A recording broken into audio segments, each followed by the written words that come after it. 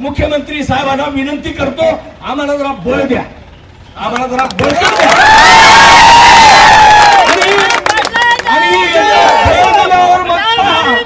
नांदेड जिल्ह्यामध्ये राष्ट्रवादी कशी होते, कारण सगळे मिळून आम्हाला विरोध करायचा प्रयत्न करतात.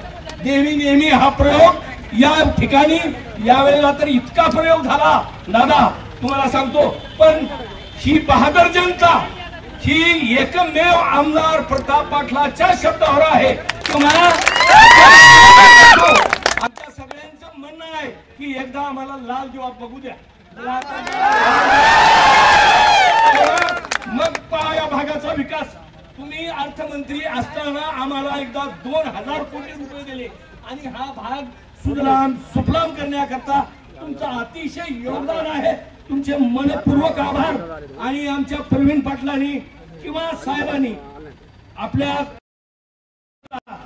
आदेशानुसार 2012ला 9000 बाटल्या रक्त संकलित केलं आणि आपल्या वाढदिवसाच्या निमित्तानं आध्यात्मिक कार्यक्रम, भागवत असेल, रामायण असेल, हे सगळे कार्यक्रम मोठ्या प्रमाणात लोह्याला घेत.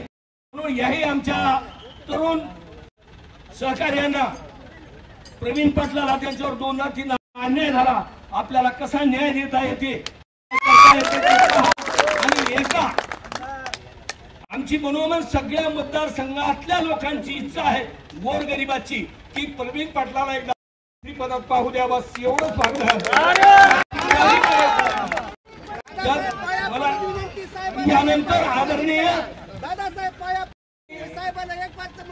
चिखलीकर साहेब, यानंतर आपल्या महाराष्ट्राचे नेते, आपल्या सर्वांचे आवडते अजितदादा पवार आपल्याला मार्गदर्शन करतील.